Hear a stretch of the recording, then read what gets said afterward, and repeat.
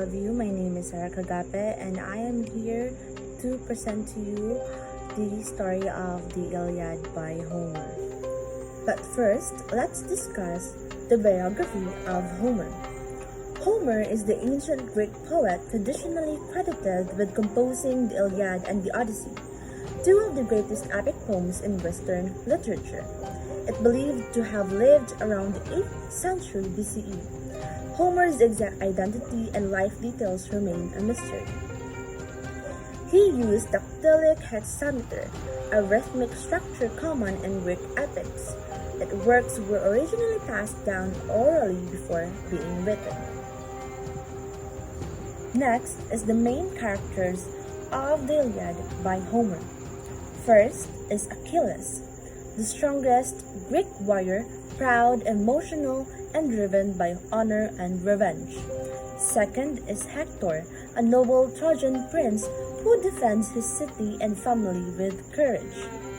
Third is Agamemnon, the Greek leader who clashes with Achilles over pride and power. Priam, the wise and grieving king of Troy who begs for his son Hector's body. Fifth is Paris, prince of Troy, his choice to take Helen and started the war. Sixth is Helen, known as the most beautiful woman. Her abduction caused the Trojan War. Seventh is Patroclus, Achilles' loyal friend. His death pushes Achilles to rejoin the war. Eighth is Odysseus, a smart Greek hero known for his clever ideas and calm thinking. Ninth is Ajax, a very strong and brave Greek warrior known for his power in battle. And lastly, 10th, the gods: Zeus, Hera, Athena, Apollo, Aphrodite, and many more. There are the powerful beings who often take sides in the war and changes its direction. Now, let's talk about the plot summary of the Iliad by Homer. First, the Greek army has besieged Troy for 9 years.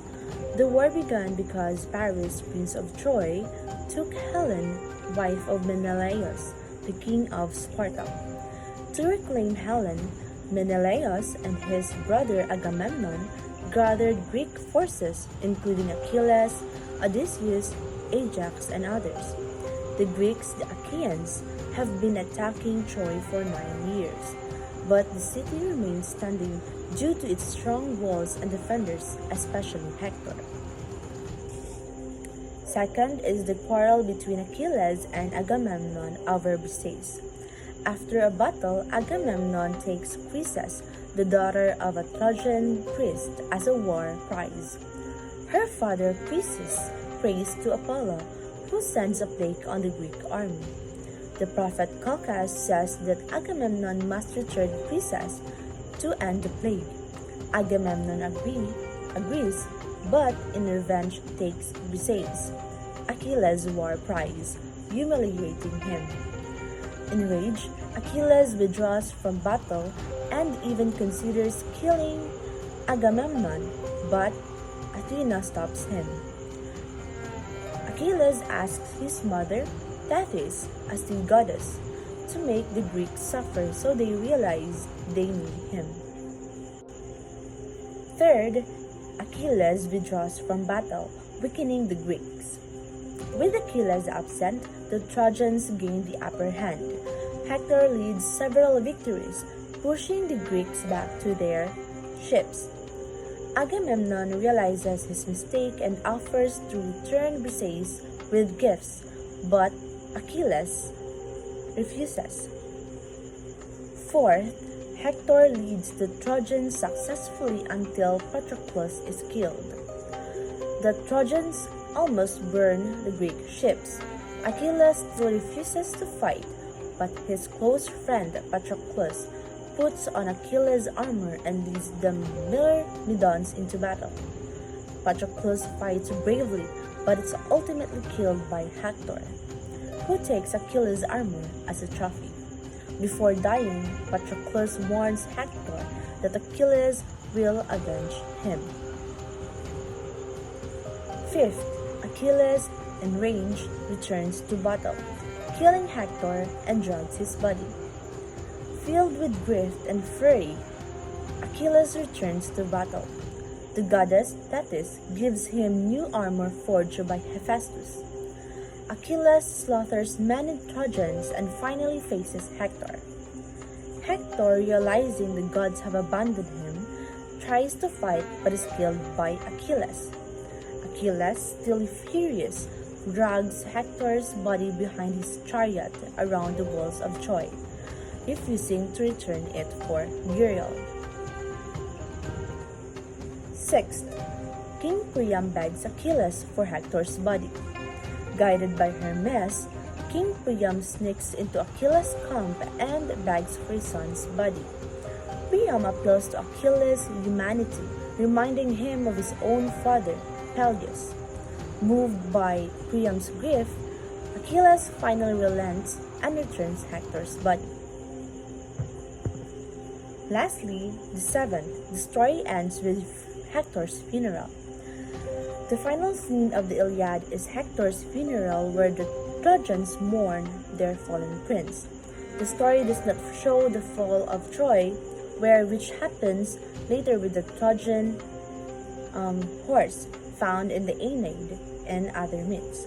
The fate of Achilles is also left unresolved, though other myths say he is later killed by Paris with an arrow to the heel.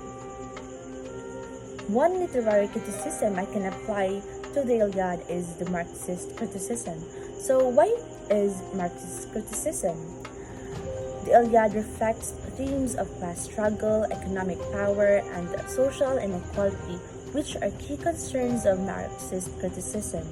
The story represents a hierarchical society where power is concentrated among kings and warriors, while lower-class soldiers suffer the most in war.